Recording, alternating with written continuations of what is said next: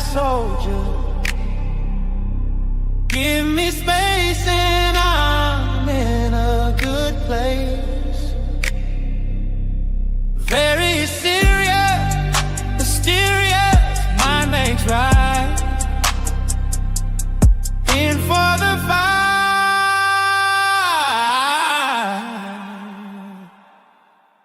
Starlight out on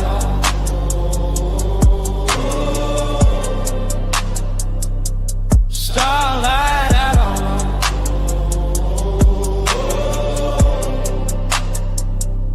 starlight out on cosmic soldier.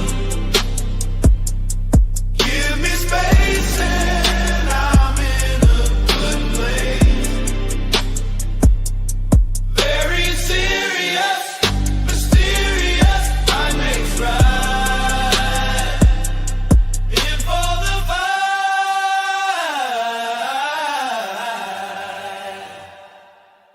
Starlight out on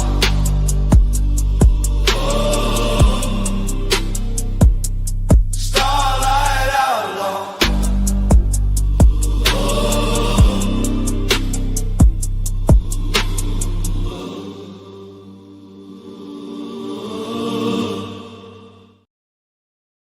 Hello, everybody. Happy Valentine's Day. I love you all. How are you guys doing out there? What's up, Halted? I see you. Today, it's going to be a short one because I'm wanting to hop on Beth's. We might go check in with Emmett in a little bit. He's doing forced karaoke. But I think today we should talk about our feelings. Not really. However, maybe. So, how is everybody's Valentine's Day going today? If you want to type in chat if you had a good day, that'd be awesome. Looking forward to the cry bully topic on Beth's today. It's going to be kind of fun. Oh no, I grabbed the wrong bar. Oh god. Here we go. So I don't really know how to start this one because that is sad, Halted. That is sad. Playing RuneScape, my only true Valentine's. I mean, I feel you, I guess. I have a new saying. God gave me you, but turns out I'm Egyptian. So, take that how you will. I don't know. I guess we can get into it. Shit. Have you guys, and this is just hypothetical, have you guys ever been put in a situation where you just don't know what the fuck to do? Right?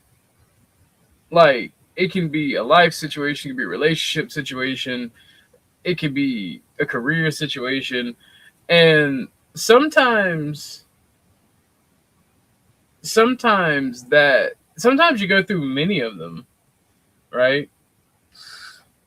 Like, in a relationship, like, you can care a lot about somebody and just fuck up, right? Can't make nobody happy. And I'm learning that that's not always your fault. Even if it's not a relationship, even if it's like career, life in general. Like, you got to take responsibility for what you cause, sure enough. I think everybody would agree with that. But sometimes you got to look at it like, maybe other people are also crazy, are more crazy. Maybe situations are just fucked up and destined to fail. I don't know. People get mad at me because I'm a fucking mind reader and a psychic, and I just know when a situation's gonna fail. And I tell them in advance, and they get really upset with me. Like I have years and years and years of practice with my own life and dealing with other people's shit. Like so one of the things that makes me laugh is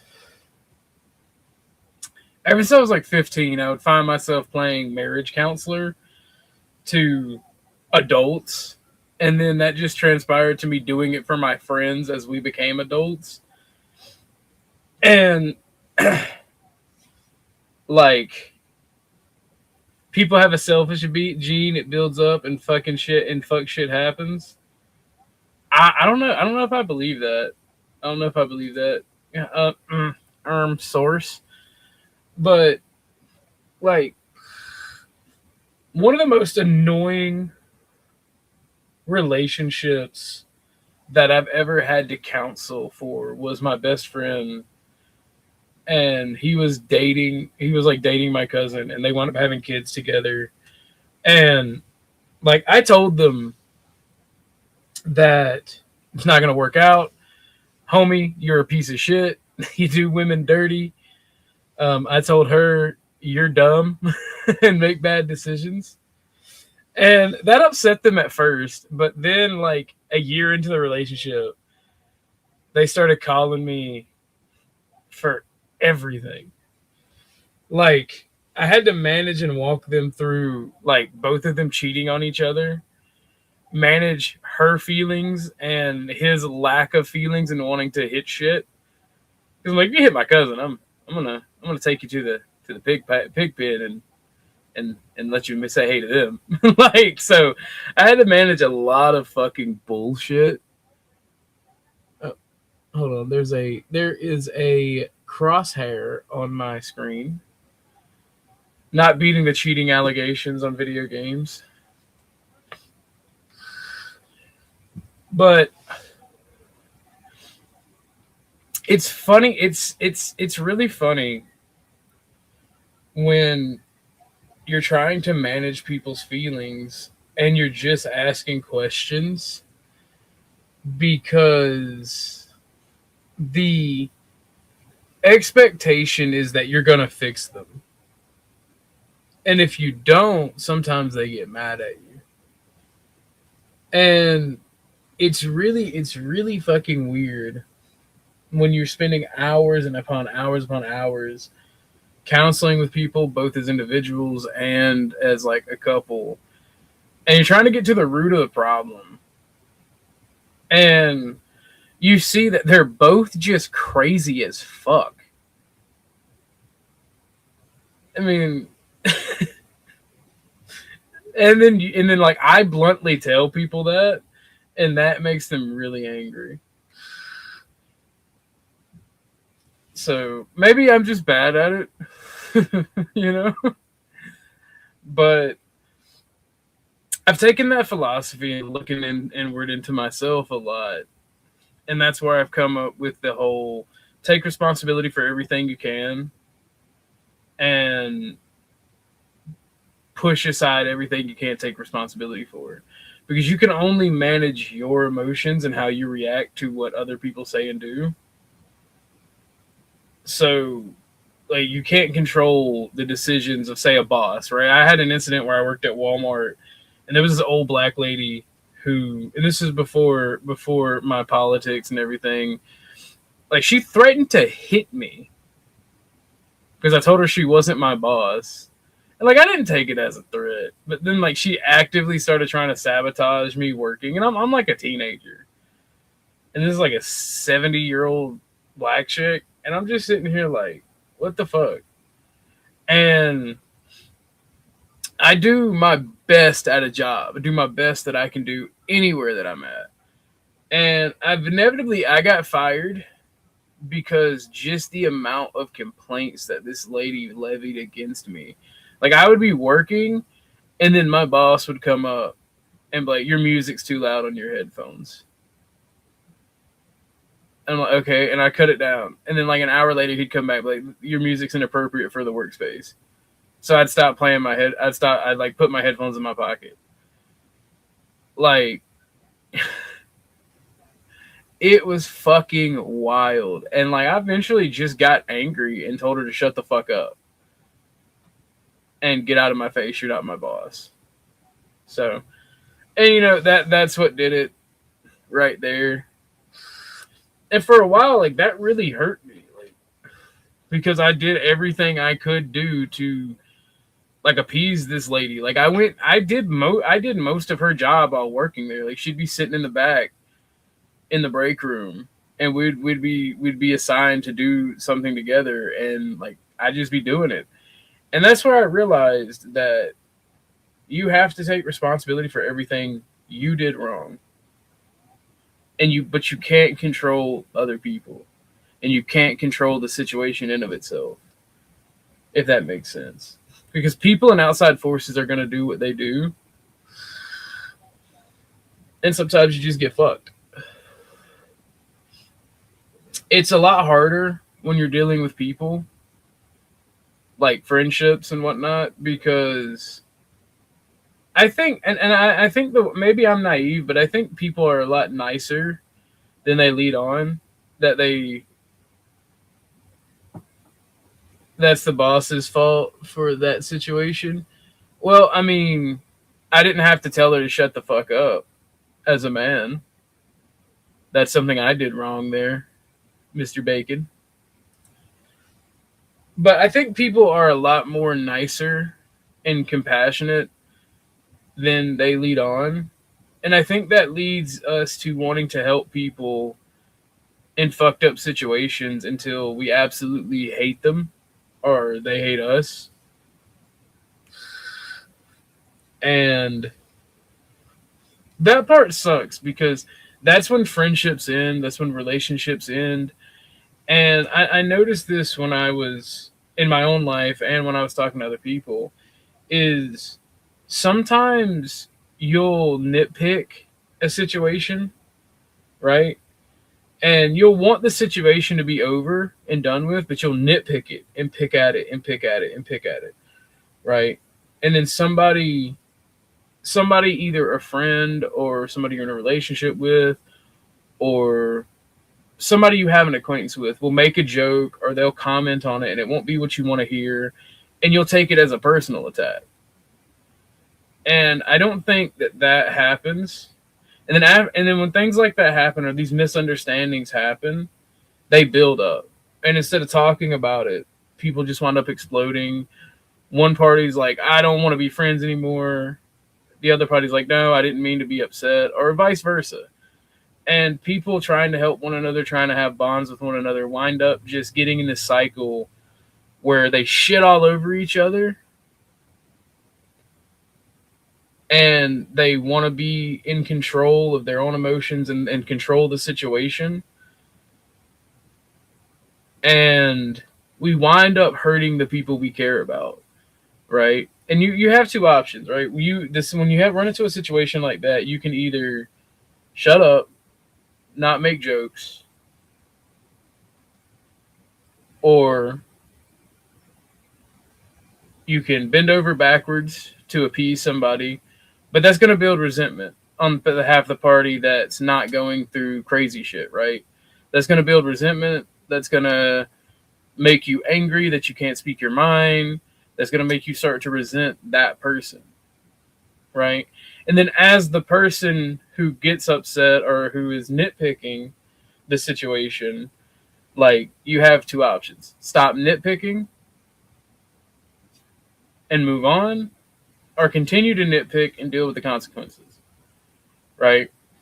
And if you don't talk it out amongst each other, that also builds resentment against the person that's doing these things.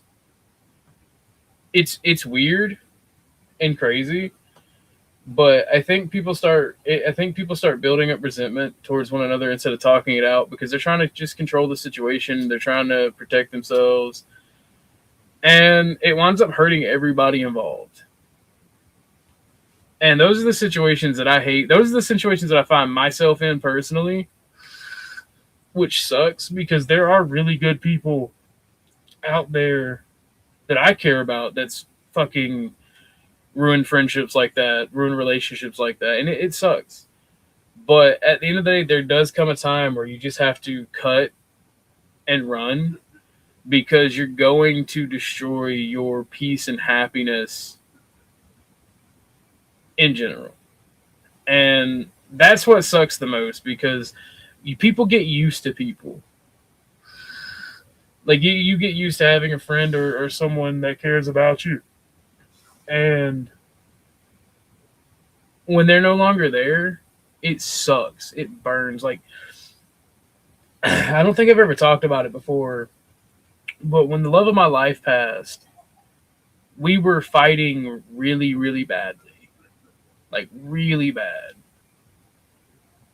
And I was a caregiver, so I had a lot of responsibility. And the night she passed, I walked in the room. I was like, yeah, something happened to the dumb bitch.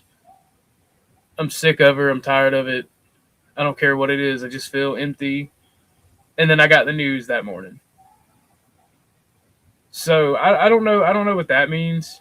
But after that, that emptiness, that sinking feeling, that shit sucked. Bad. Like, I felt empty. Still kind of do, but I have a bunch of friends and I have some people that care about me online and in real life. And that has helped a lot. But it sucks. Like, so on a smaller scale where people don't pass and you just like are existing in this weird space. And then, like, especially if you have experiences like what I'm talking about there, it just fucking eats away at you. And that's like the one thing I've never been able to help people deal with. And because I don't know how to deal with it. Right? Because, like, when you get in these situations with friends, no matter who should have done what, you can't take it back. And once you do something, it's like driving a nail in a board and then pulling those nails out. The holes are still there. The nails may be gone, but they're still there. And I don't know how to fix that problem. Did you grow from the experience? Nigga, I'm dead inside from the experience. Did you not hear me? The fuck? But I've never been able to help somebody through that aspect because, and I think men get this worse because as a man, you're pre-programmed by biology to fix the problem. And women are, in my experience, programmed to run away from the problem. Seek safety, seek shelter. So, like, this is something that is very different for the different genders. This is one of those things that I don't know if women are going to understand what I'm saying, but, like, as far as men go, we want to fix things. Women can't get this because a lot of women don't think that deeply.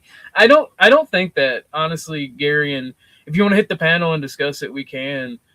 But I think women think too deeply. I think they get lost in their thoughts.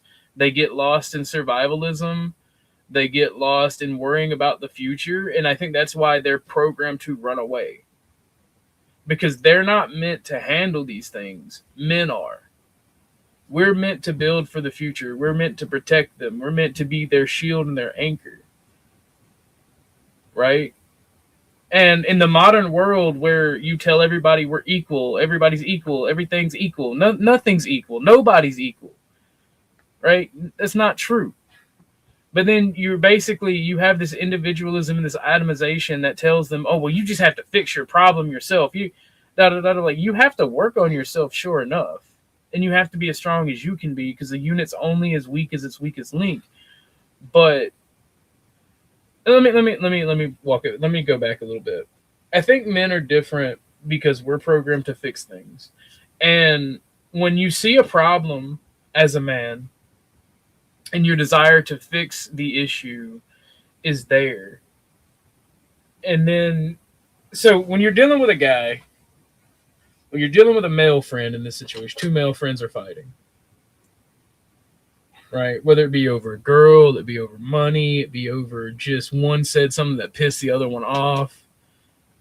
Men, we either fist fight or talk, right? Let's be completely 100% Oprah honest. Either we fist fight or we talk it out, and most men are talking it out. Most men ain't duking it out in the streets to solve their problems.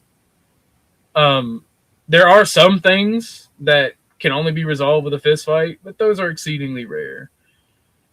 For men, because we have this desire to fix things and keep not only the family unit, because if you've ever heard me speak, I speak about the bonds, about larger groups like the extended family and the tribe, right? We're programmed to keep these bonds alive and going and try to repair them to the point of obsession. Right? A person that does not try to fix these issues and does not stay on the ass, like, I think they're mentally broken or upset. I don't know. Maybe I'm just crazy. That could always be the case. But I've seen it in multiple states, multiple countries where I've met people. Well, Mexico, where I've met people. I've met people from other countries that do this, and it's like, I just feel like this is something that's human nature. And then when you involve a woman in that, women are seeking security and shelter. And when you're building a relationship and you're trying to get to know people, or your relationship's on shaky ground, that puts doubt in their mind. Right? So men are meant to weather the storm, right?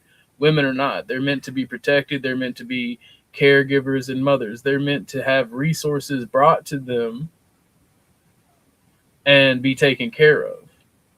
That's kind of why I don't like the whole neo-trads either, because they think that that's a bad thing. No, bro, that's how God made us. God literally said men are meant to plow the fields and work and endure. Like, it is just weird. But when you take a woman and put her in that situation and you're trying to fix shit, you can't hammer through it like you can with one of the boys. And it's just really fucking weird. So, nah, you're not crazy. People like that can't function on a higher level. You gotta hit, because you gotta hit the link, because I don't know. I'm lost because I don't know what you're talking about. But going back to my example of my best friend and my cousin being together, right? He cheated on her first, right? And I made a passing joke, and they even stated this was a joke, that she should get her get back in front of him, right? And stated it was a joke. It was like, no, that does not actually help at all. But all she heard was mama, mama, mama, get back, mama, mama, mama, apparently, because she did it back to hurt him. And of course, him being a man, was like, well, I apologize to you. I thought we were square. Now, to be fair, it's like the second time he cheated on her, but which is what prompted me to have the joke. But he acted like a complete victim, which caused friction between me and him, because of course he blamed me instead of blaming his shitty behavior. And I'm like, then why do you bring me your fucking relationship issues? And I'm never one really to tell people they should abandon each other, right? Because we are stronger together. And when we overcome these things, we are made stronger. So that's always the last resort. The only time I do that is if there's violence involved, especially if it's between male-female like romantic relationships. If there's ever violence involved, ladies, you should leave immediately. Like, there is no excuse for that. There is no bullshit. There's nobody that can gaslight me into saying that it's okay. Like, a man should never raise his hand to a woman. Just outright, that's out the window. And the few exceptions to that are so exceedingly rare that talking about them is a waste of time. But here at the OG show, we love to waste time.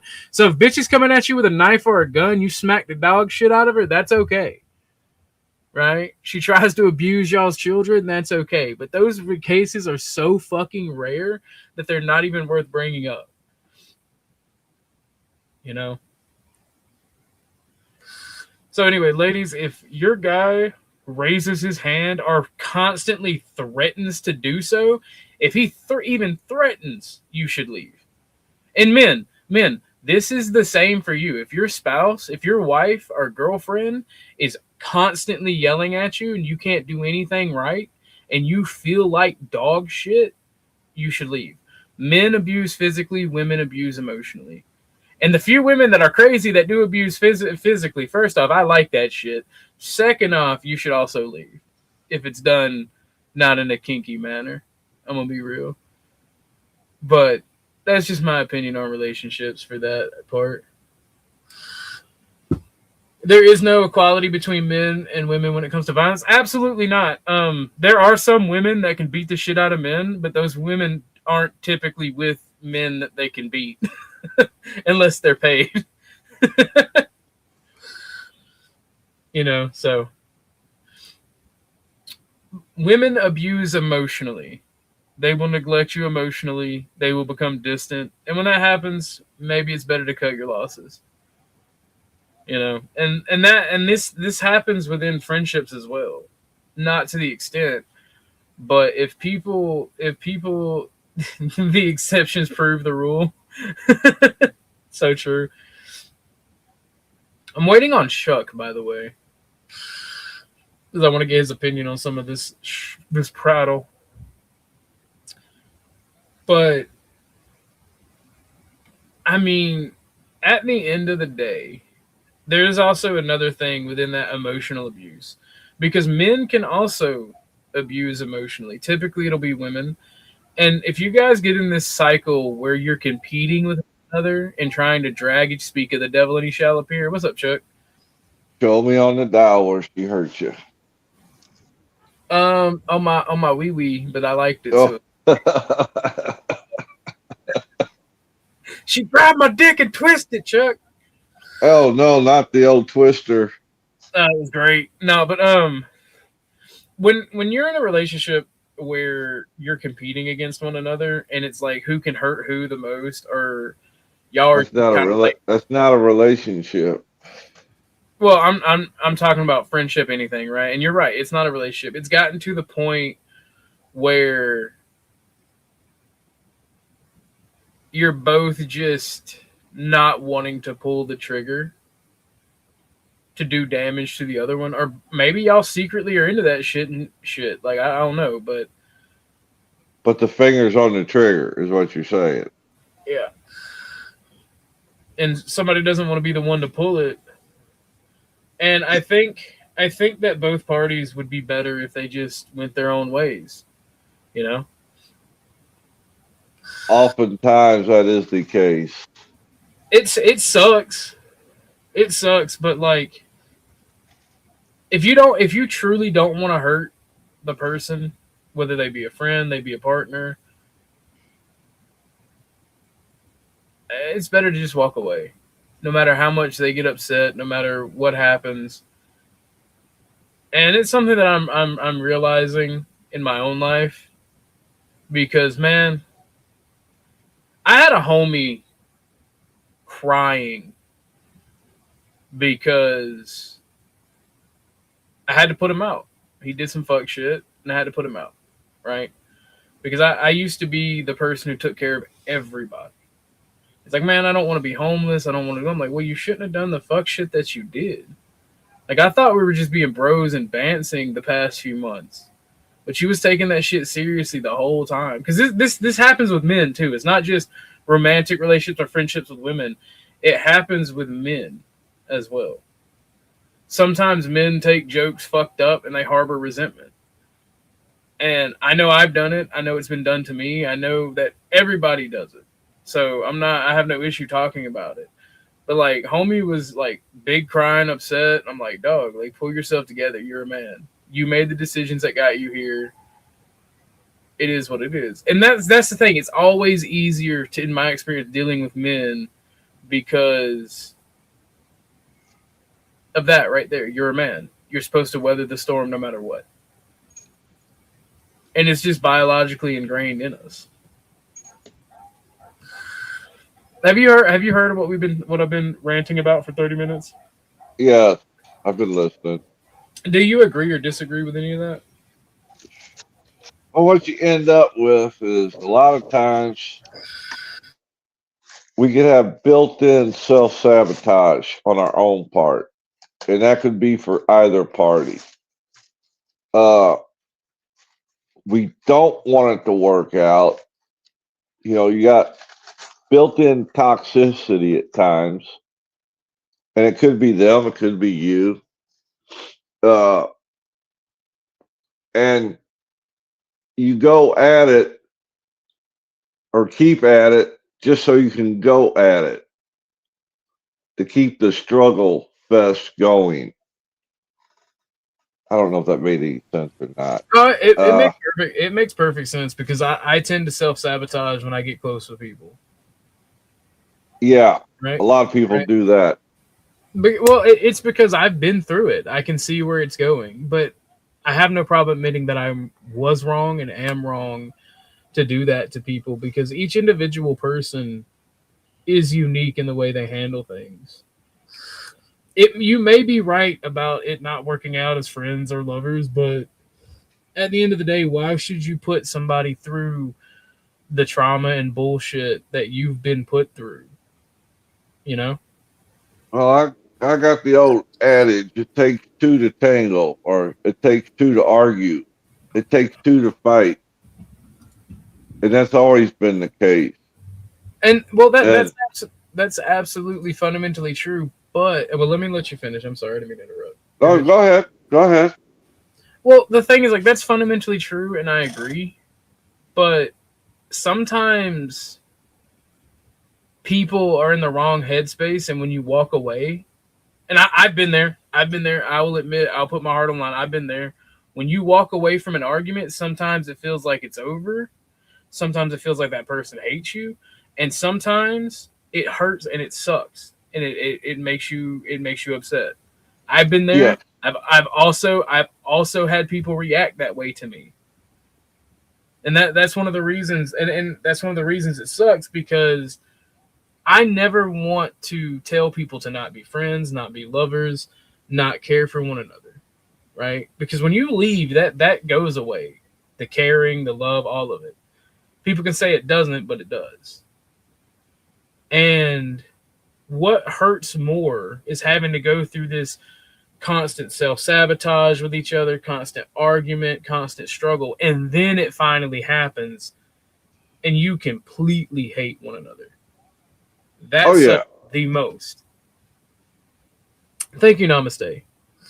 That wasn't the intended outcome, but that is the outcome. Like there's people out there that I'm upset with that I will never do anything in my power to hurt them. They may take a joke wrong, they may take something wrong, but I will never, no matter how bad it ends, do anything to hurt them. There's guys and girls out there because when you're loyal to me and you're a good person to me, that is rare. So I try to foster and keep that alive. Now, I can't help how you take certain situations, right? If you get mad at me for something I say or do, I can't help that. I mean, I can, but then I have to shut up and not speak my mind, not have fun, not joke around, and that hurts me, right? I'm not intending to hurt you, and I damn sure don't want to hurt myself, you know? So it just gets a fucked up situation. There's a book out there that I read a long time back. I don't remember the author. I just remember the title. It was called Walking on Eggshells.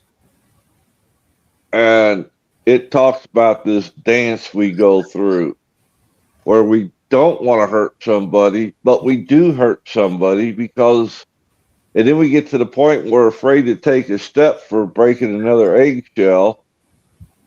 And the water gets murkier, darker and darker, and we can't figure out how to quit doing it. Yeah, I've been there. I've been there, and it sucks. I like to think that I've never put anyone else through that, but I know I probably have personally, and I don't mind again. I don't mind talking about it because we've all done it. These things Uh, exist in society and have existed in society for the longest. but I haven't met a perfect specimen of a human being out there yet Is that that has you, Extra? managed. Oh, go ahead, Chuck. Like I said, I haven't met anybody that has perfectly been able to walk through life without clashes and hurt feelings and friendships going awry for the simplest reasons, you know, for the dumbest reasons. It turns into a gigantic battle. And you walk away scratching your head like, how the fuck did we get here? Yeah, and then it sucks. It sucks because sometimes you just want to go back to what shit was like in the But you beginning. can't. That's the problem. Yeah, It'll never be like it was. I discovered that. It'll be different, but it'll never be like it was. and Like that's what sucks. once damage starts happening, people can say all they want. It's out of my mind. I don't think about it. It has nothing to do with it. That's a fallacy. But they do, yeah, they do. It's like Right. you can. There's an adage. I got the hammer and nails thing from something my dad told me. I don't know where he got it, but he told it wasn't his own thought. He got it from a book or from a TV show or something, and it involved literally the same thing, right? Um, like I had said something to my mom because she told me like I can't go to my friend's house or something. I can't really remember what I said to her, but it made her cry. And like I made a wooden ship at one time when I was younger. And my dad was talking about that because like I was a stupid kid. I took the nails out and it still like had water and shit in it. And he's like, "Do you remember that?" I'm like, "Yeah." He's like, "Yeah, you could drive the." I'm like, "You could drive those nails in, but when you take them out, the holes are still there." And I look at him and I'm like, "I don't get what you mean. What do you mean, Papa?" I was 9, okay? I was 9. I was 9. I have an excuse for being retarded. I was 9. And he's like, "You ain't the sharpest tool in the shed, are you, kid?" I'm like, "Papa, what does that mean?" The apple don't far fall from the tree. And he's like, "You can say these hurtful things to your mom and apologize, and the damage is still there, right?" And I'm like, "Oh, because I've never been one to watch what I say, right?" Yep. And I don't intend to hurt people, and I don't think people intend to hurt me either, right? So even with people that I've had words with, like Snafu and Gabe, right? I don't like those two people, right? Nothing wrong with that. But I don't wish them harm. In fact, I actively pray for Snafu. But the words that we have exchanged cannot be taken back. No. The shit that has been done cannot be taken back. Nope. And it sucks. But Eh, all we can try eh, to do is be better. All we can try to do is be better and prove to our friends and people that we care about them. But that And requires us changing our behavior, not their behavior, our behavior. yeah, well, if they don't recognize it either, then that comes into one of those situations where you just have to walk away. Yeah, what's that old Kenny Rogers song? You got to know when to hold them. You got to know when to fold them. You got to know when to walk away. How fucking old are you, Chuck? Goddamn. I know that song because my dad and grandpa used to listen to country music. Well, let's just say I grew the apple for Eve. That's crazy. No, you go through life, and when you get older and older, hopefully you develop some wisdom on your own instead of making the same stupid mistakes. Well, And that's before, another issue that people do. They think just because I've got the age that I've got the answers. That's not necessarily true. All I can do is share what little bit of knowledge I got. If somebody gets something out of it, great. If they don't, move on to the next person. well, so there's also another situation. Like, we have to forgive the people we care about, and truly forgive them. I never forgave my dad, and that eats me up because, like, I lost my dad in September of It's last year. it's not too late. Well, I obviously I've forgiven him in death. I have his ashes, man. Like, it sucks. I talked to my dad so much about like my relationships and shit that was going on, and my dad, like, for those of you who don't know, I grew up in ultra violence. Like, talking was not an option 90% of the time. Like, when me and my cousins had an issue, my dad and their dad would be like, y'all need to fight. And they would just sit there and laugh as we beat the shit out of each other. like, so when my dad was young, like, my dad beat the fuck out of my mom, but he wasn't a coward. He would beat the fuck out of any man that she challenged to. Man, he's only lost one fight that I know of. And dude had to sneak him at the fucking convenience store. And I say that to say this. Hold on, Miss Cynthia. I'll bring you up when I get through with this monologue. I say that to say this. My dad ended up going down that road and wound up in federal prison, right? And he came out more violent, but he came out reserved, if that makes sense. Yeah. And, like, as he got older, once he got out, he completely changed. Like, he would still fight. He would still fight. He still could fight up until the day he died. But I recognize the change now, right? When he was trying to prove to me he changed, trying to be a good dad, I didn't see it until he was gone. Yep. And that's why we have to forgive, because it fucking sucks. Like, I talked to my dad about everything.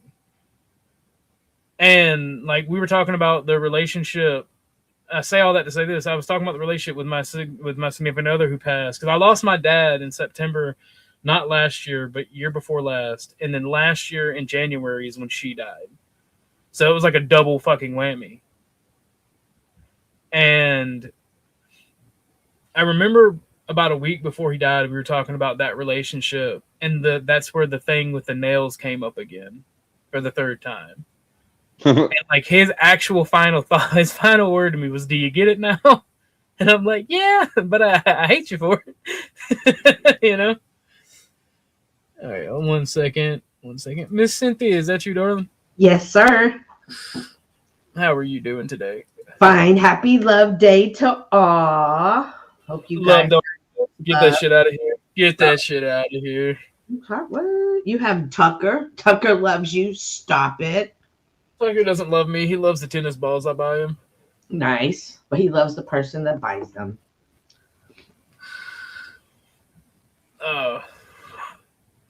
He's actually asleep right now. He's glaring. He's giving me the side eye. He's like, "What you mean I don't love you, bro? See? I poked you in the face with my nose today."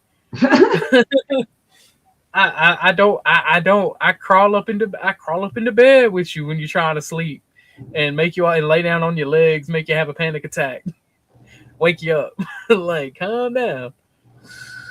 Nah, Tucker's a good boy. I love Tucker. Tucker's my dog, by the way.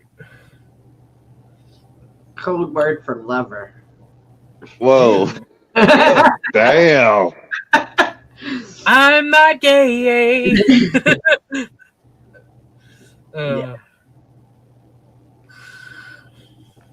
But no, I'm obviously joking about the love thing. Yeah. But I think as you get older, you kind of, obviously when you're younger, you look at love like the movies. But as you get older and go through things, you understand that love is just being there through the good times and the bad times, and understanding each other no matter what they're going through. That's truly the agape love. And that's the thing. That's what's really hard for people in this day and age because we all have our own shit going on. Mm-hmm. And it's hard to And be loving when you have your own shit going on. well, the thing is, the ones who try are the best people. And those are the people that typically get hurt the most. And it sucks. It sucks for them. It really does. I wish I could count myself amongst them, but like I'm quick to just throw my hands up and say fuck it and walk away. Right? Mm-hmm. And I don't like that. But once it gets to that certain point me and Chuck was talking about, and I feel like I can't fix the situation, I feel like I can't do better, you know, that's when I'm quick to walk away, and it sucks, personally. There's nothing wrong in loving yourself and in protecting yourself. And some people, like you were just saying, you pray for snaps. That's still a loving action. Some people just need to be loved from a distance. Fair, but loving from a distance, it's very hard. Hmm? Because, like, if you care about somebody and they're doing stupid shit time and time again, Mm-hmm. and they either come at you sideways because of something, or they ask you for advice or something, and then they don't like what you say, they just want you to agree with them. That's It's very everybody. difficult. That is not everybody.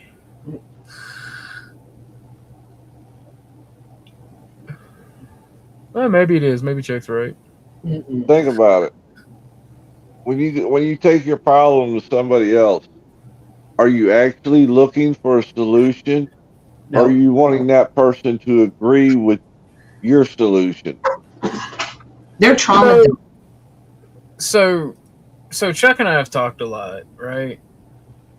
And like Pillow it's talk, yeah.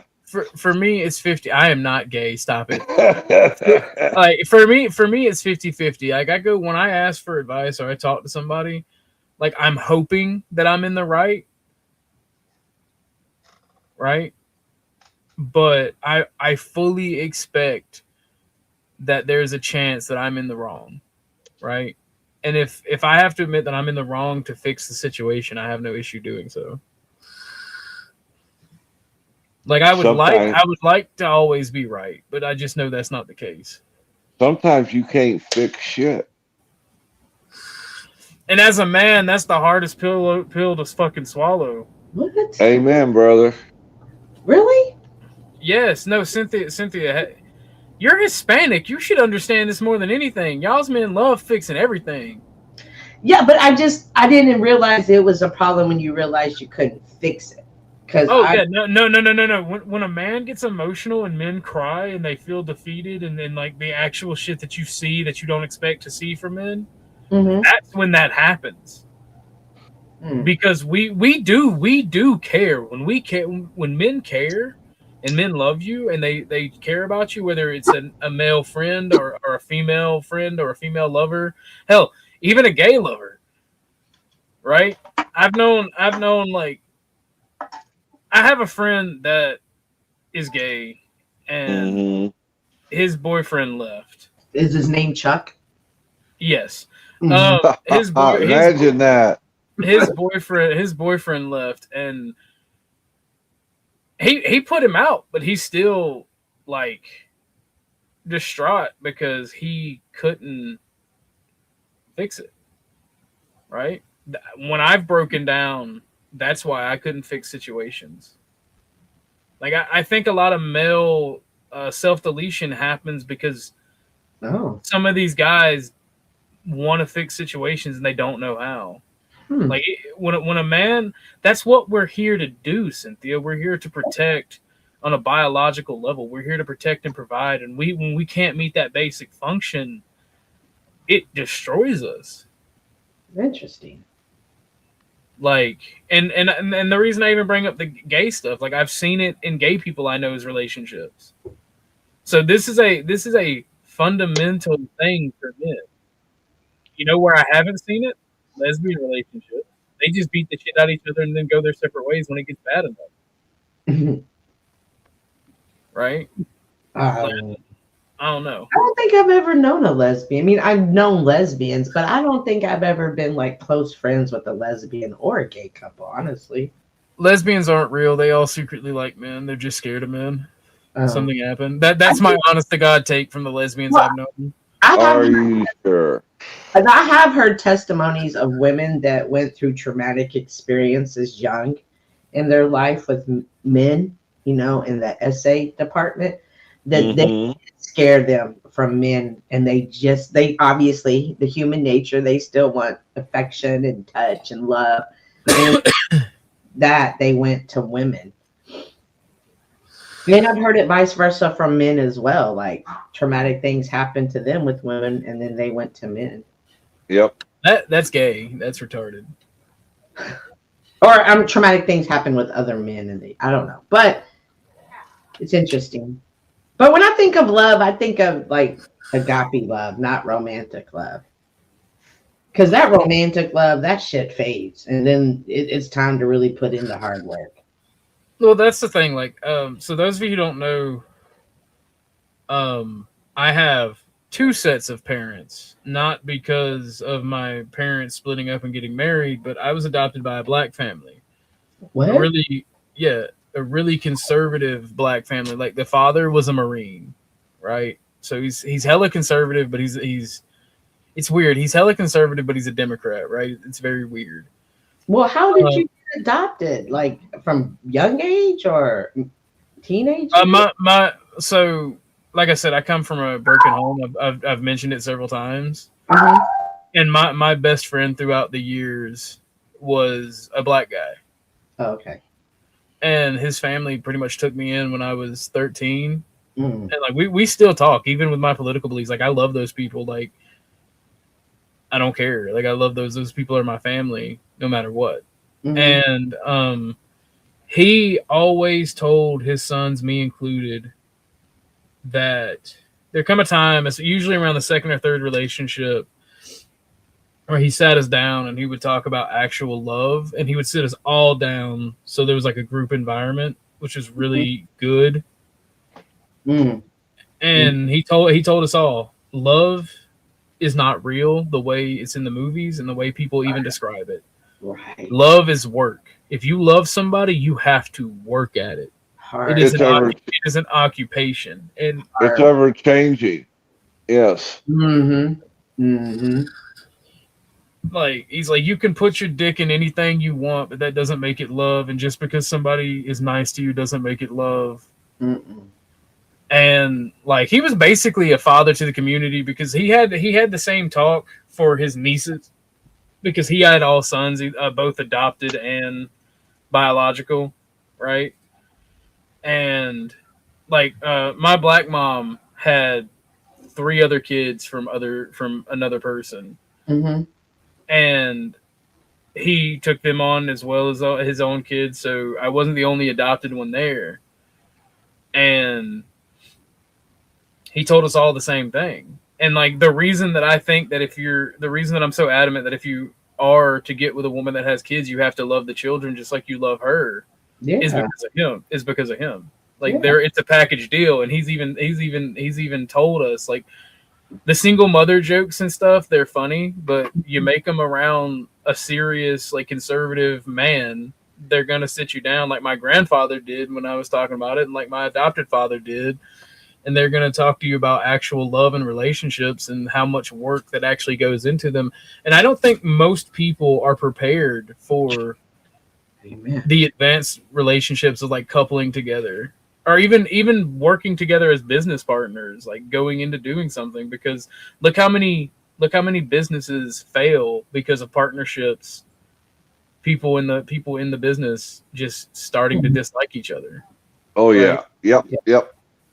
And because and the reason I keep alternating between quote, romantic and then like straight couples and like straight couples and business and like men and women is because I see this as human nature. People's relationship skills Partnerships. in general, partnerships in general are lacking. Mm-hmm. Right. Brandon, does anyone else kind of just hate humanity? Like one day you're going to your work and throughout everyday life, and then something tragic or disturbing happens. Just go, can humans just not? Well, you are at the right show, talking to the right person, because the past 2 years have been hell for me. And then I got fucked over by some people that I was really close to. So yeah, I have thought about that recently, and I don't like thinking like that. I try to be positive, but I don't know really. Do you ever think that perhaps any of these trials and tribulations that you have gone through, no matter No. Have My faith is shattered, Cynthia, if I'm going to be completely Is honest. Yeah. Like, I believe there's a God. Like, that part is no question to me. Mm-hmm. But the love and compassion that I'm told about, Mm-hmm. I question. Really? Yeah. I hate to hear that. Let me get out my prayer list, adding you on it. Do you ever think that maybe some of these things, perhaps later, you might be going through them so you can experience them, so you can later guide people through them? Have you ever thought about it like that, or not? Yes and no. Like, I don't see it as God is giving me lessons to teach others. I see it kind of like I see Chuck. Right, Oh. Chuck's an old as fuck guy. Have to get my shots in where I can. Sorry, Chuck. Mm-hmm. All them gay jokes hurt. But Chuck is an elder in his community, whether it be online and real life, right? Mm-hmm. And Chuck has gone through some shit, and I Mhm. think that's the purpose of older people and people who survive this shit, is to help younger people in the next generation through it. I don't see it as a religious thing. I actually see it as a civic duty. Oh, Of the elders, because the younger people are supposed to take care of the elders and the children, and the elders are supposed to pass on their knowledge and wisdom and basically be a community therapist. And like that's kind of the social contract for most of human history. And I think that our modern world is actually destroying that with the individualism idea. I agree. Oh yeah. So, and I think that's why we have a lot of the problems we have. Because I actually don't think most people are mentally ill. I think it's mostly stress. I think most of our mental illness in society can be built down to stress, not understanding, and stuck in trauma. People are stuck in their trauma, and they don't know how to get out of it. Social media I am to re-traumatize people over and over and over and over again. It gets reinforced. Yeah, and it re-traumatizes people. I don't know. Like, I really thought about this a lot. Like, when people are stuck in their trauma, like, I don't know what makes me not stuck in my trauma. Like, you got to pick your boots up and keep going. But some people do get stuck there, and it's not a man or woman thing either. Right, yeah. And a lot of people like to say women are stuck in the past, but I'm a dude, and I'll admit that I get stuck in my trauma. I wish I knew how to convey not to get stuck there. Like, but different people, different upbringings, different so much. You know what's traumatizing me the most, though? The lack of super chat. Super what? The lack of super chats. I agree. The lack of super chats. Damn! Let's go, Rock Dog. Thank you, broski. Thank you. So let me address this question. I just heard OG on Kev's last night say, "I don't drink. Why would I buy him wine? Please clarify at Nightbot." I am Nightbot, so I'll clarify. I can handle my liquor very well, but with my upbringing, that brings out the rugged pioneer individualism in me. I like to fight when I drink, and I like to argue and like actually fight. And with all of the fuck shit that has happened to me in the past years, I don't drink hard liquor. Like, I don't drink vodka. I don't drink Jack Daniels. I'll drink maybe at most 2 glasses of wine and have some nice cheese and go to bed. because wine does not do that. But I also do not like drinking by and large because of even on wine and beer the potential for violence and whatnot because I have a lot of trauma associated with alcohol, and I'll put it that way. I would rather hit the bong that's beside me, you know. But even then, like, and Chuck's tried to talk to me about it. Even then, like, with everything going on, like, I get high all the time. And Chuck's like, "You need to put that down." I'm like, "But it makes me feel good. Takes the stress away." And that's another thing about addiction. I think Chuck, you should talk about when you go live on your next thing is we mentioned stress, right? Substances like marijuana and drugs release dopamine, which cures the stress short term, and that's how a lot of people in my generation are coping with their trauma and It's dealing with shit. a form of escape. Yeah, I mean, that's what I used booze for, was to escape my fucked up world I was living in. Oh. The problem is that fucked up world was permanent. The booze was temporary. Mm. but Like you said, that's it's a short-term feeling for a long-term situation, and it doesn't do anything to fix it. well, and that's the thing too. Like people will argue about their drugs selected choice and how their escape is better. Like I've had people argue that Yep. heroin is better than anything else because it's medicine, and I'm like, and I've had people argue that weed is better than alcohol, right? And I think that if you're doing anything for escapism, the problem, no matter what you're doing, Mm-hmm. how hard or how soft the drug, I think that in of itself is the issue, and that's what needs to be addressed instead of addressing the symptoms. So I was going to ask, I think a lot of people don't take the time to know themselves, like what gets them upset, what makes them happy, even their circadian rhythm, like when they're most energetic in the day, when they're not. And I think that if people really understood themselves more, they would understand how to maneuver through situations. Like you were saying, when bad things happen, I know when I'm afraid of something or something traumatic's happen, like that is the time I don't run. That is the time I turn and face it, because I know if I face it, I'm going to learn about it. And the more I learn about it and go through it, it's not going to be as scary. Just in those first couple of moments, it's going to be kind of scary, but you go through it, you're going to be better. And a lot of people are scared to take that self journey. Well, I 50% agree with you because a lot of people don't know themselves, or they know themselves in part. They may not know themselves, like the circadian rhythm, like you're talking about, when they're most energized. But they know what their triggers are. And unfortunately, because of humans' propensity to be pieces of shit, sometimes people will use their triggers against you. Right. And that can that can be one of the causes for the cycle where you just be like, okay, I'm trying to respect this. But then because they're using their triggers against you to get what they want, or to get you to behave how they want, they don't engage as if those triggers exist. Right?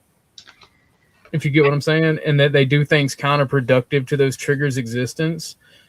So you're like, okay, well, if you're not going to respect them, I'm not either. And then they get mad at you for that. So I feel like sometimes people misuse triggers, and especially like the word boundaries and toxic are extremely misused by this younger generation, because it's like you 1 foot in and 1 foot out, right? This generation will go to therapy and like talk about being better, but then do a shit ton of stuff that is counterproductive to that. I think more so than knowing what your triggers are, it's also the second level of that would be, why are these your triggers? Why does this trigger you? And getting to the root of that problem can do wonders for oneself.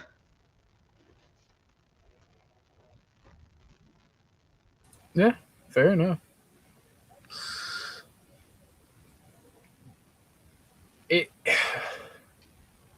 It's hard. It's hard. It's a long road. It's one you have to mentally take. You have to remind yourself, I have to do this to be better because I don't want to be this way anymore. I don't want to respond this way. I don't want to feel this way. I'm here for a reason, and I need to be the best self I can be, regardless of what life throws at you. Because life is gonna mudsling the shit out of you, and you would adjust and go on. Well, I mean, that's really all I've got for today. We can joke around, we can continue the subject, but I've talked about my experience the most that I can, most that I'm willing to, because like I'm still on this journey. I'm still trying to fix myself. I still try to help others and be there for people, but I'm not willing to put everybody's business out there that I've helped and that I talked to. So, I mean, I really don't have any more examples, and I think we've hit the nail on the head. So we can move on if y'all want to. If not, we can stay on the subject. If anybody's got anything they want to say on it, if somebody wants to come up and talk about it.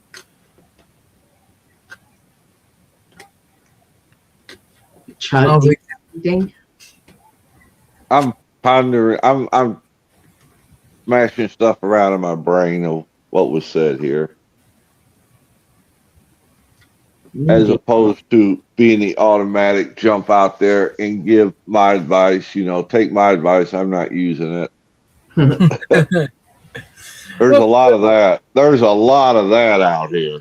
Oh, for sure. Oh, by the way, I was doing some podcast listening yesterday.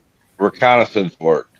Yeah. Well, no. I had to take a road trip, so I always listen to stuff on road trips. And did y'all know that the owner of Telegram has 120 children? Remember, I've always be talking about those designer babies and how the elite are mass-producing kids. So all you Telegram users, shout out, and myself included. Like, yeah, he's a Russian oligarch who fucks his problems away.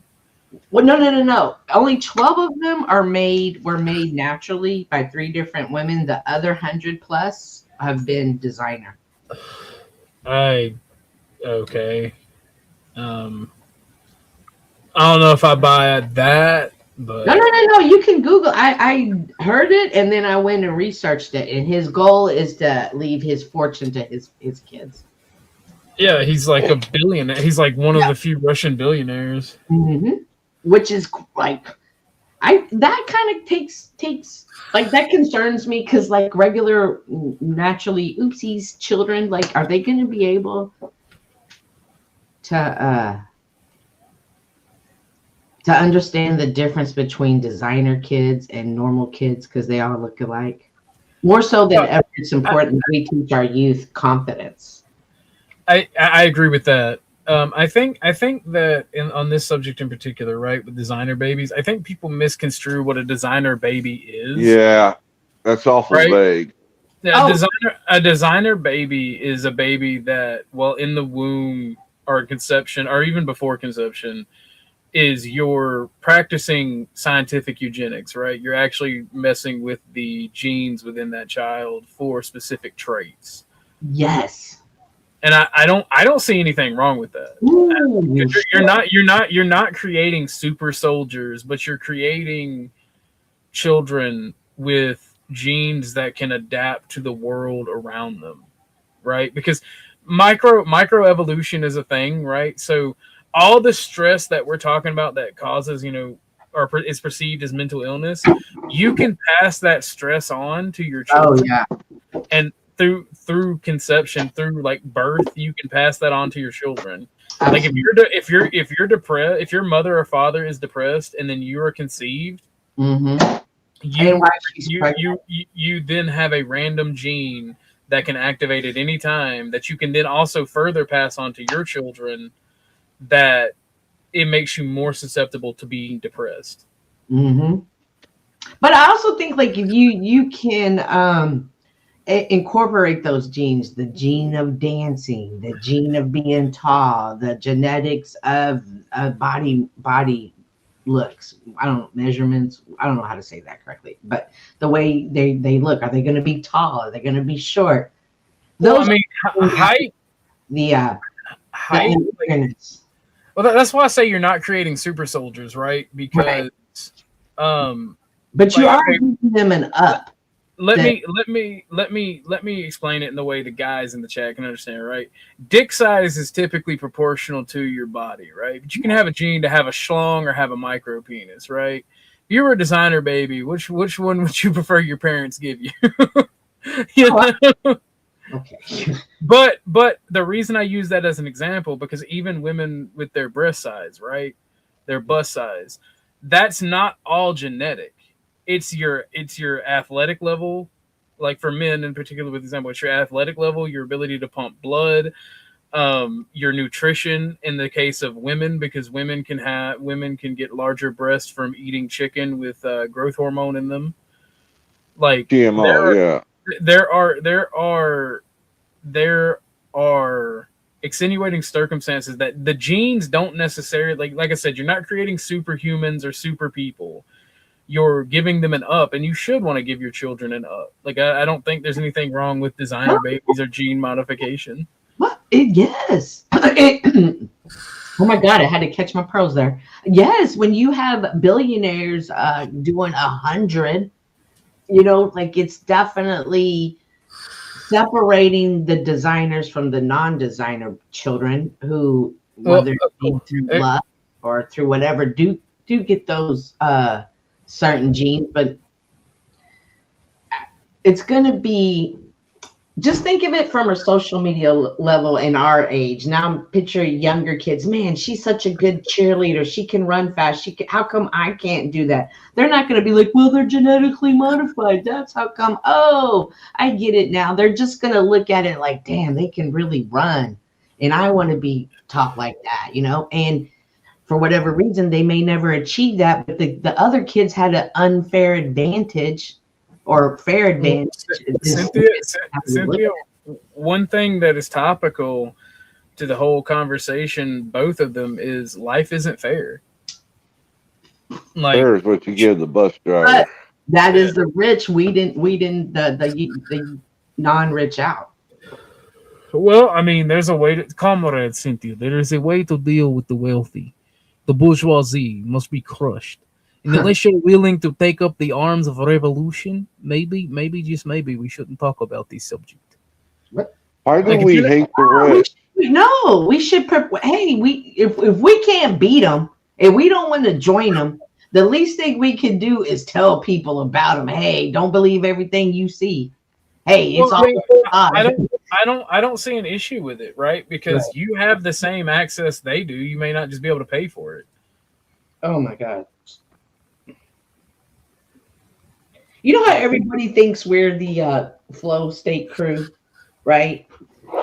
Now the rich, they have those crews, but and not necessarily us and our generation, but the ones that come behind us, they're not going to be part of that crew. And the way the same people that feel like, man, I'm not part of the flow crew, I just want to do that. That's the way that you're going to have, from what I'm seeing, a bunch of kids looking at, or youth, or whomever I want to say. It's called political envy. So, it's not even political envy. It's called envy. Envy. And envy is one of the leading forces of communism and egalitarianism, because equality is egalitarianism, and egalitarianism, equality is a false god. People are not equal. Even if everybody was equally, even if people were equally poor, they still wouldn't be equal in ability. There was a book, and then it was turned into a movie, where America went through a civil war, but because of the aversion to communism, it didn't become communist. It became capitalistic, even more so. But instead of being like raw capitalism, where people have the ability, like they did this campaign where if you were talented, they would dull your senses, right? Like if you were intelligent, they would lobotomize you and make you retarded to bring you down to equilibrium with the majority of people. And that thought scares me, because if you do that, like one of the scenes in the movie was a ballet dancer was they force, if you're really good at ballet, they force you to wear the Forrest Gump leg braces, right? And during the movie, the braces fell off during the TV broadcast, and people actually got to see the art and beauty behind that ballet dancer's talent, and the government freaked the fuck out. And I think they wound up imprisoning him or executing that person in the movie. Oh. And like I feel like forced egalitarianism will lead to some type of future like that. Like I think that it's evil, and I think when people talk about egalitarianism, it comes from a place of envy or having not. And I mean, I understand the premise. Like I've argued with Dusty when it comes to monetary issues, like having like a portion of the population super wealthy and allowing them to manage the economy like their own bank, where you'll eventually have social decay where people don't give a fuck and they'll just basically be neo-Vikings stealing what they fucking need to survive, because people are not just going to lay down and die, and they're not going to accept that you get less because of things like you don't know skilled labor, right? They're not going to accept that. So if we don't have a situation in place to teach people these skills, and we invest in our own people, have a little bit of fucking socialism, i.e. is what I'm saying, then you're going to end up with people harming one another and stealing from one another to survive. And that's, again, the problem of individualism, in my opinion.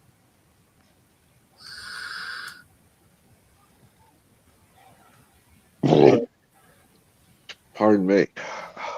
Everybody ends up with an equal amount of nothing. I mean, Oh no.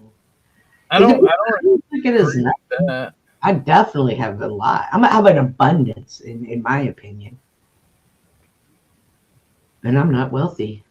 You can have abundance at any level of life, Cynthia. That's what I'm saying. Yeah, I have abundance. It's how you look at it. It's how you perceive things. But like OG was saying, his faith is shattered right now, so it's hard for him to see that.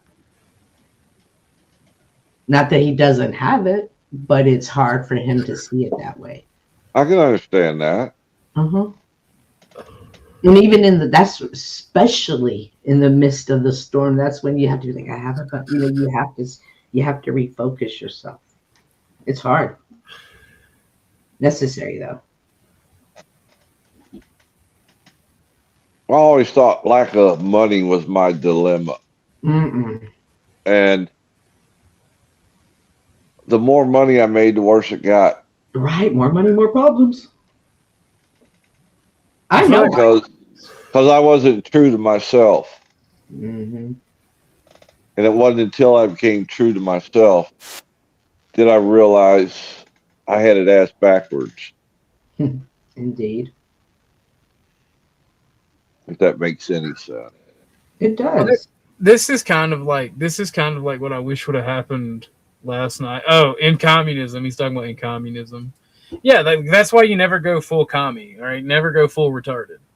But full capitalism ends up with almost everybody having equal nothing. So never go full retarded in either direction.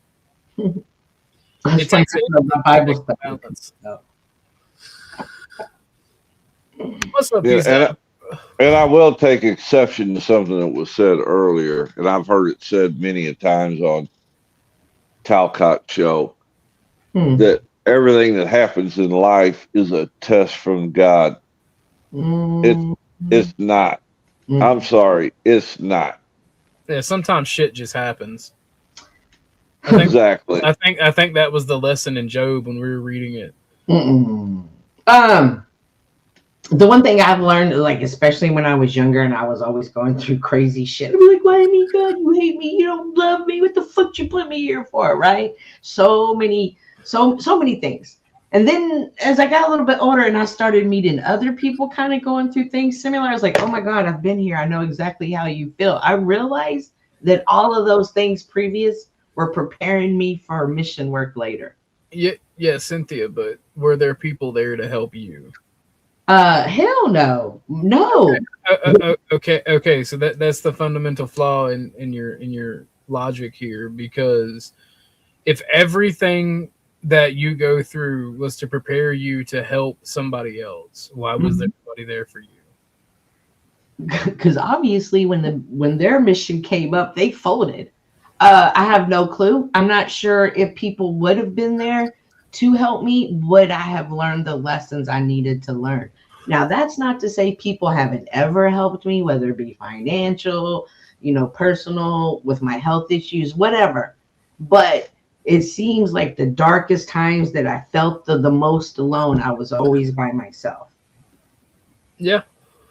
I mean, and I'm not disparaging you, right? Because here's the thing. Like I said, as you get older, as you go through these things, because like I've always kind of, like I said, I've always been forced to kind of be a therapist for my friends and whatnot, while ignoring yourself. Yeah. Who does it to you though, Chuck? There's a few people. I consider myself a confidant. Yeah, I mean, you are. I talk to you a lot. There's a few people that I talk to that I'm close with on the internet. There's a few people that I talk to that I'm close with in real life. Have those people always been there? No, they haven't. Is it sometimes rocky with some of those people? Yes. And that's why I don't believe just because we go through stuff, it's meant to be a test. Sometimes shit just happens. Yeah, it's like a chain reaction.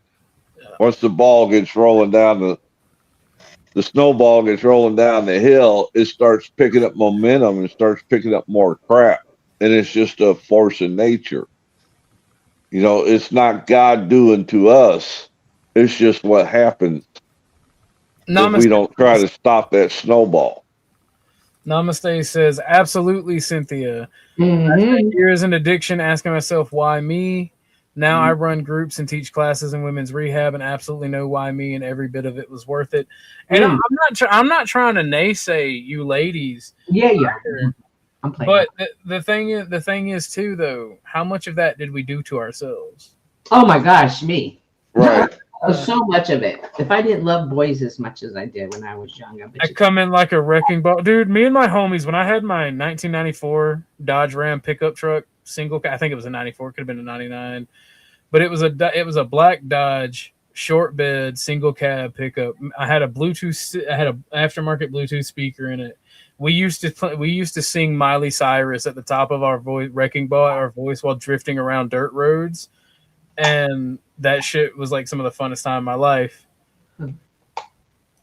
I drifted around dirt roads. I didn't let anybody else drive my truck because my homies had totaled another vehicle in that same time. And they're like, well, let me drive. And I'm like, no, there's a lot of trees for you to wrap this truck around. And I like life.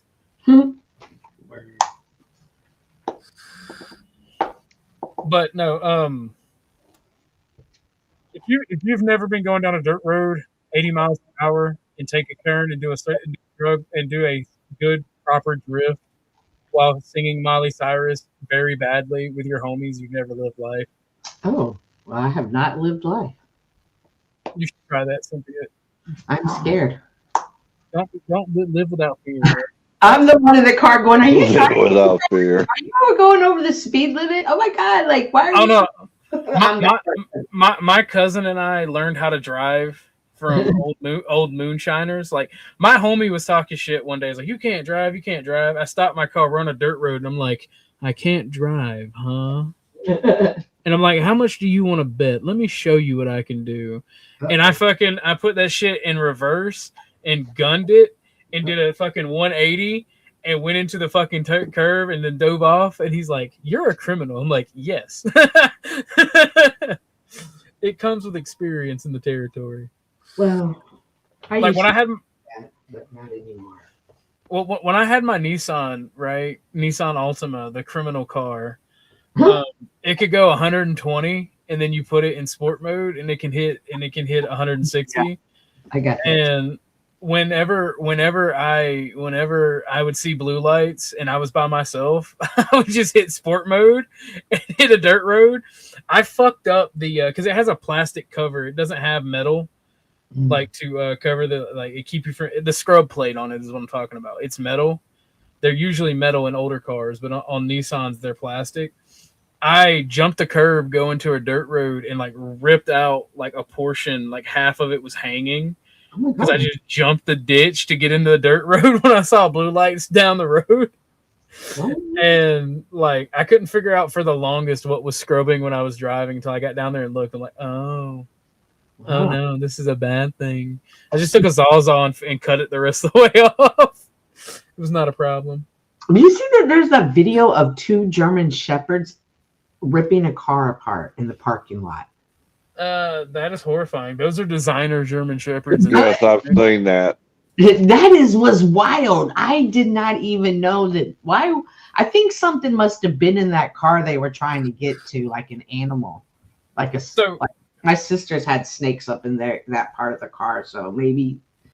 But that was wild to see them going after that car. But the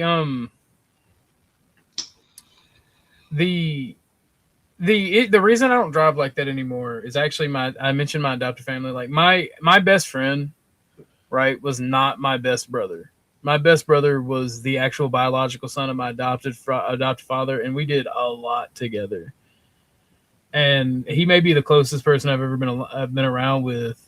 And the reason I don't drive like that anymore is one time I took a turn too soon when drifting in that same truck, and like we wound up doing 2 360s and almost taking out a fucking tree. And then my car is just sitting there like horizontally against the road, and he's like fucking has the oh shit handle shaking, and he just fucking starts crying, and he was like a teenager. He was like 16 at the time. And I'm like, "Are you okay?" And he's like, No, I'm not. I almost died. And like he pooped himself. Hey, shit happened. Oh my God. Yeah. And like he was so mad at me, but at the same time he wanted to have fun, and he wanted to be like there. He was the younger brother, so he wanted to be out there doing the shit that we did.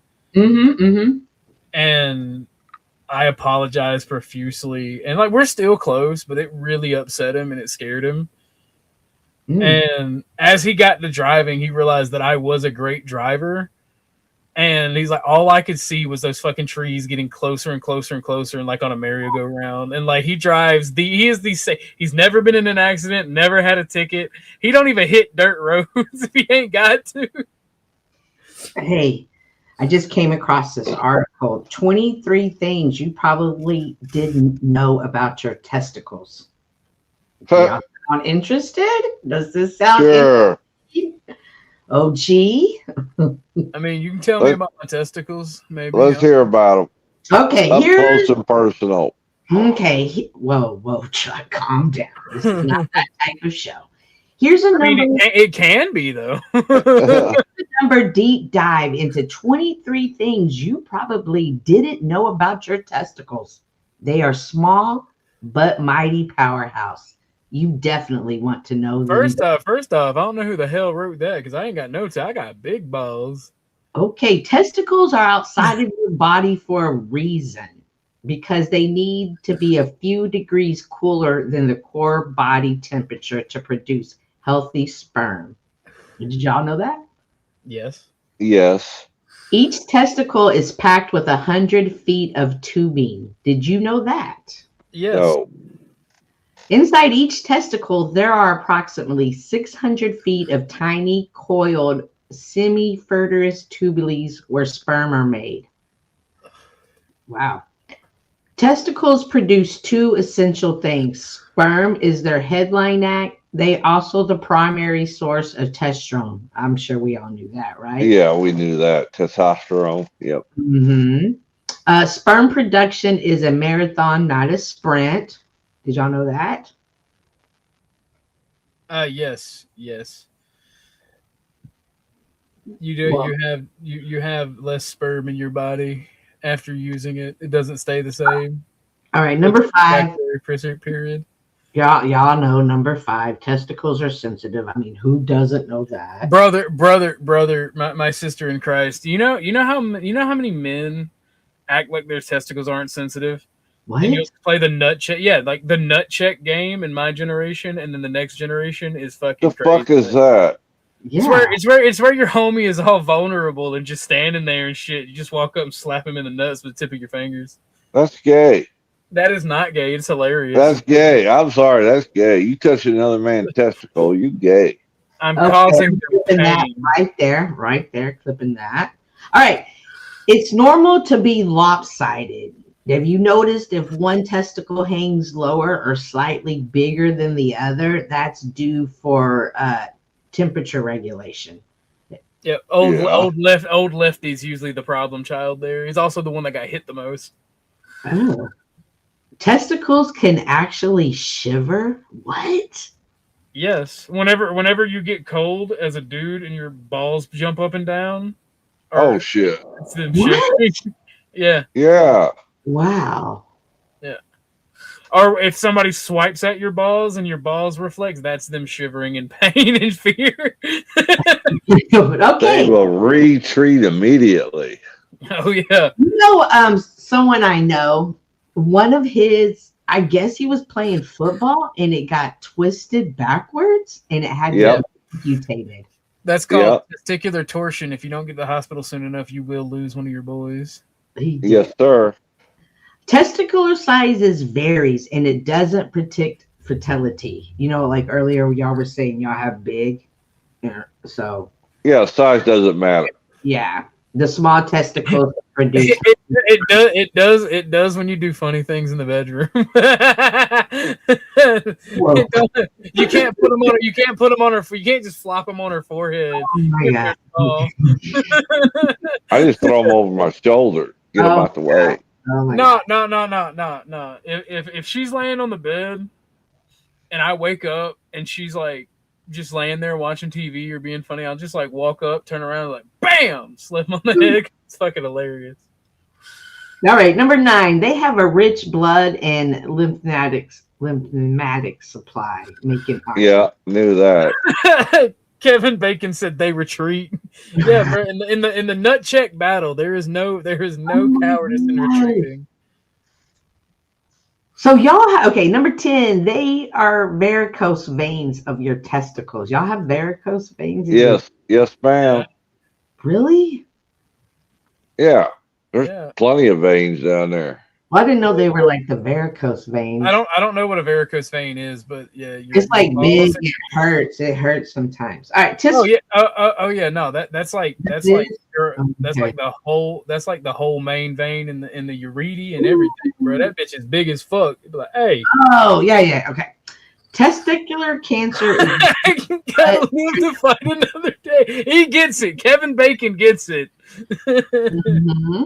So apparently testicular cancer is uncommon, but most common in younger men between 15 to 35. It's because we hit each other in the nuts now. Unironically.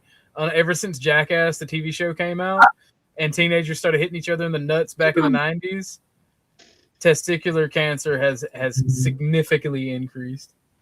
So early warning signs include a painless lump, swelling, or heaviness in the scrotum, but regular self-exams could catch early warnings. Do y'all do regular self-exams? Always. Religiously. Okay, good. They have quite a sidekick. Attached to the back of each testicle, the endometrius is a tightly coiled tube where sperm is mature and gains the ability to swim. Without this, the sperm wouldn't be ready for their journey. Ooh! Number 13, testicles play a role in your mood and energy. Did y'all know that?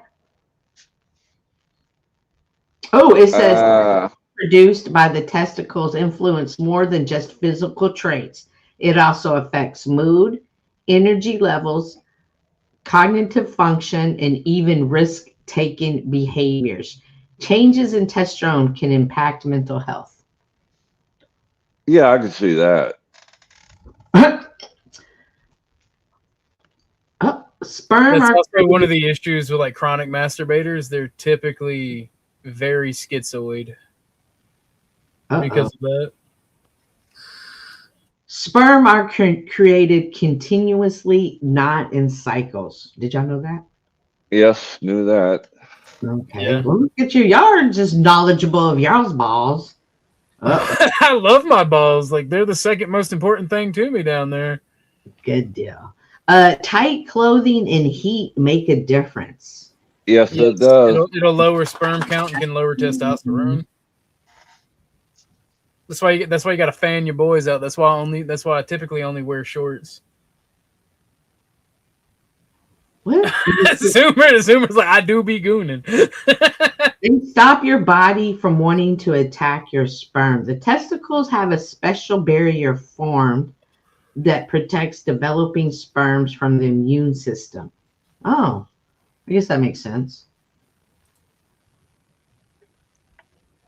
Testicles can't contract during orgasm.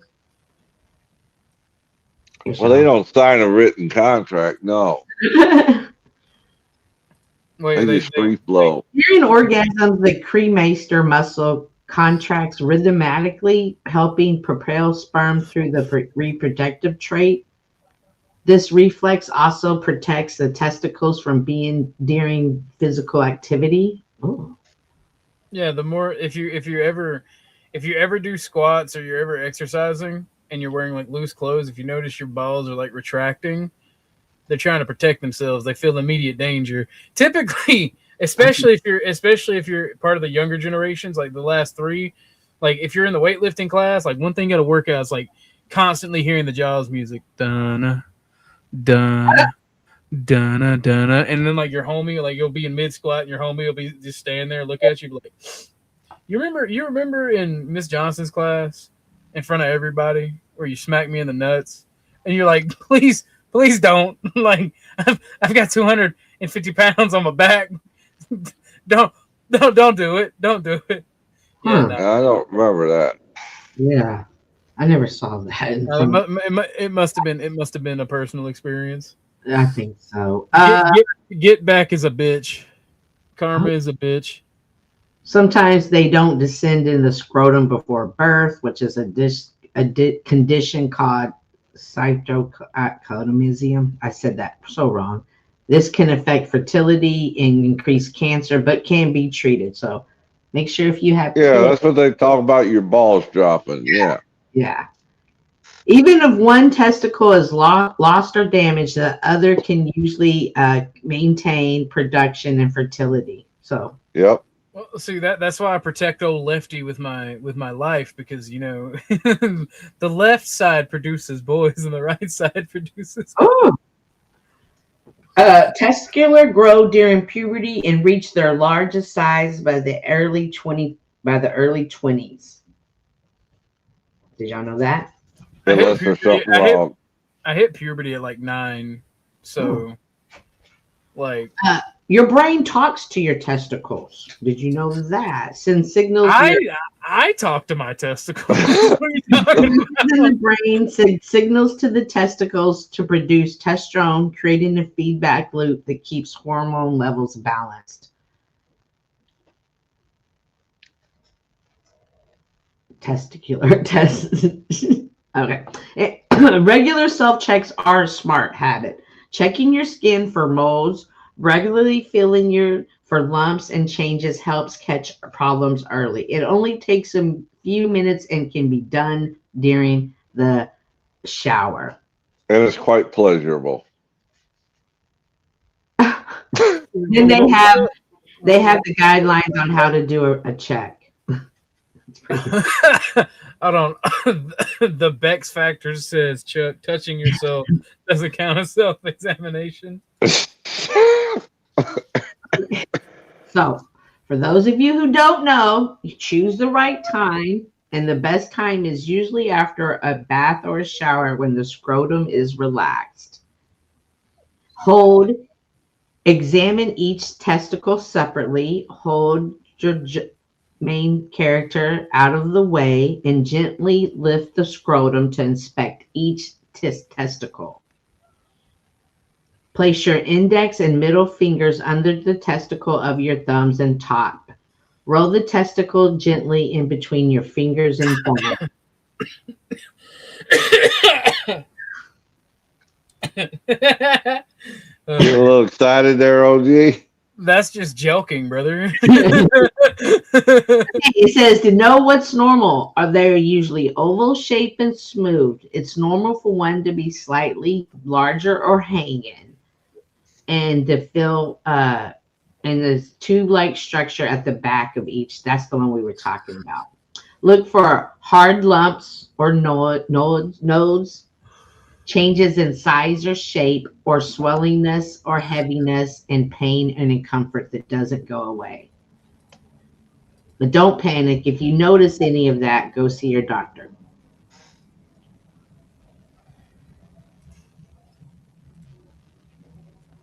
Fair enough. Look at you. Education today.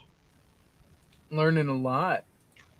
Well, everybody's learning a lot. Women, perhaps tonight for Valentine's Day, you guys could do the check for your man.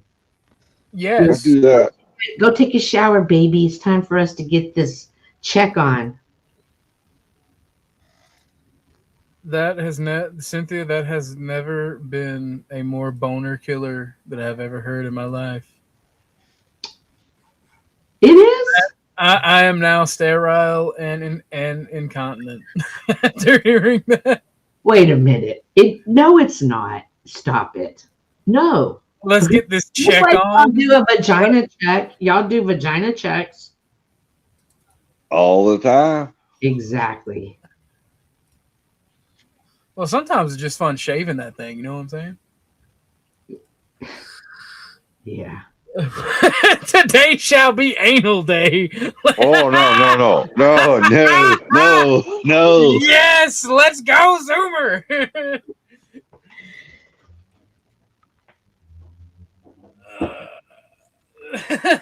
That is virgin territory, and it shall remain as such.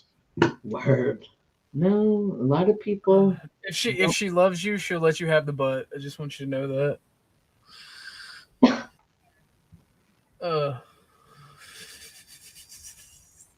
What are you doing? I'm vaping. Oh, okay. He's doing the scrotum exam, as you Yeah, I see. was thinking, like, is he doing the exam now? Like, what's What the fuck? Because it sounds like something just happened down there. I told you I'm now flaccid and incontinent because of that. Baby's time to do the check. You're like, nah, bro, that's crazy. You know, vibration can also affect that region. Yeah, motorcycle riding, right? Motorcycle people, horseback riding. What's up, God? All sorts of variables involved there. Serious buzzkill from Truck Fun to Scrotum by Cynthia. That was fucked. I just, thought for Valentine's Day, it would be helpful. Just another day on the calendar. Unironically, I'm not buying expensive gifts. What? See, the thing is, right? If I buy her an expensive gift, I'm not going to do it on Valentine's Day. I'm going to be spontaneous and all romantical and shit. Right. Instead of a forced reaction. reaction. I really, really spoiled my grandkids because I want the girls to know what my granddaughters to know what to expect from men. Maybe I'm poisoning. You're poisoning. You're poisoning. Because I showed up at school and everything. That's not your job. That's the mother's job. Excuse me? It is my job, Chuck. What are you talking about? What? I'm the grandmother. I'm the patriarch of the family. It is. No, you are the matriarch, madam. She's that. Butch. She's what? She called you Butch. Nope. Tucker. I'm not Butch. Those are my grandkids love me. I used to let Tucker sleep at sleep under the desk, right? But then his little asshole self out of nowhere decided I'm gonna sleep chew and chewed through my mouse cord one day.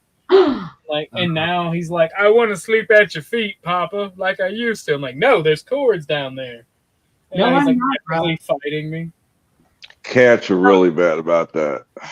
I wanna. Well, he's actively fighting me. His tail is wagging. He's looking at me, like cockeyed, like cockheaded. He's like, why? ¿Por qué? ¿Por qué? ¿Por qué, Papa? That's not true, Ruck. My girls and grandsons are the prize. Any man or woman would be blessed to have either one of those. That's crazy. And you know what? For the accusations of touching myself, I just want you guys to know that touch is not real. All right, you don't when you touch something, it's just space pushing back. So you can't really ever touch anything. All right, think about that from a scientific perspective. Look at the video. See, they're not actually touching. All right, you can't really touch anything. All right, that was a great deflection. All right, moving on. Okay. The fuck? I know. Yeah. Ask her to do your ball check. Oh my gosh. You say ask Tucker to do his ball check. What? Y'all are wrong. Part of love is making sure your partner's healthy. Like, hey, baby, I noticed da da da, or hey, I've seen these changes. Maybe it's something like, you know, that is the best thing you can give your partner is helping them keep their health, whether it be mental or physical. But that needs you're a good partner will help you keep that in check. It's absolutely a turn off, Cynthia. It is not.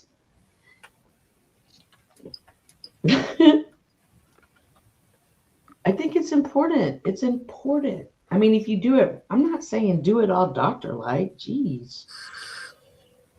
She's saying they got to do it all sensual and shit. Yeah. Make a fun game out of it or something. Don't even tell them what you're doing it, but doing it. I call it hide the weenie. Yeah. All right.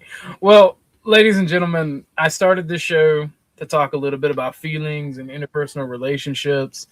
And hold on. Aheems, is that you? Yes. Welcome. Yeah, What's you up, know what? Aheems? Not much. Hey, Chica. I'm just jumping up for a second, but I was Is gonna that say you, Ruck? Cynthia. Yeah. Oh, Ruck, cool. I was gonna tell Cynthia like that playing doctor would be like the only way it's not like a killer. You know what I mean? Like You that have would be to. like, somewhat of a turn on, but otherwise, like you can't do that kind of check when it's like Valentine's.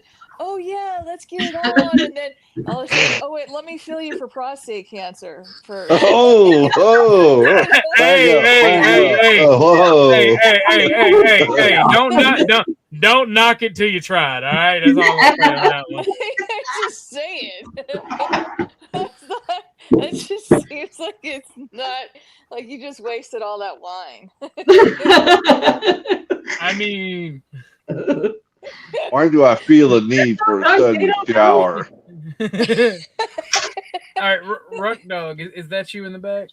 Yes, sir. That's me. What's up, Ruck? I wanted to kind of clarify with Cynthia. I'm not trying to pick a fight with you. I just think that you, and I'm glad that you do. I think you and some people hold young men and young ladies to a higher standard than a potential majority of parents in the world right now. I mean, you're from what I'm reading and what I'm hearing, you are trying to produce quality young men here with the right teachings. But I was making a joke when I said I'm afraid the girls are going to be disappointed because the kids I see, the young men I see, aren't getting that kind of upbringing, and they're not treating the girls and their potential relationships with the kind of respect that they should be. So I was coming from a joking standard. I was not trying to come at you and pick fights. Well, let me say this: like the relationship market. He's trying to pick a fight. Fight. Ruck's just lying. The relationship market in general for so younger you know what people I like is about weird. you? The way you look face down. That's about it. Based. Oh Wait, my What gosh! did he say? all Rocco's women are my beautiful. buddy. Oh yeah, Oh, go get wrecked. Just get wrecked, Rock. all Red You women are and started rock. to beautiful. say him, All so women are him, beautiful so with I their have face treated in the you with pillow. That's nothing all but I'm love saying. and respect at all point in time. You started this, Ahimsa. Now, I know, I'm deep just down shit inside, stirring. you know I love you. You shit I stirrer. know. I'm a spoon. Look, I agree with Rook. I agree with Rook. All No. women are beautiful, face down in the pillow. That's all I'm saying. Face down, ass up. Let's go. Donna in Tennessee. Donna gets it. Now I'm in trouble for saying shit I didn't even imply. Get him. It's Beat all his good. ass. It's all good. Check it. Check his prostate. Grab his dick and twist it. Face down. Happy Yeah, y'all could Valentine's be Day. doing exams. We don't know. Y'all So probably you do. don't even know what prostate is, do you? It's your balls. Oh my gosh. Yeah. Okay. You gotta know. You gotta do all that check and no, that's just like a turn off. Like, why would you do that on Valentine's night? Speaking of which, I gotta go. Bye. Bye. Oh, bye. He's about to be face down, ass up. Oh, I like the way she said, speaking of which. That's what I'm saying. All right, ladies and gentlemen, I'm going to raid over to Beth because I told her I would when she started. I didn't know she started. Y'all have a good night. I'll see y'all over there. Bye. Bye.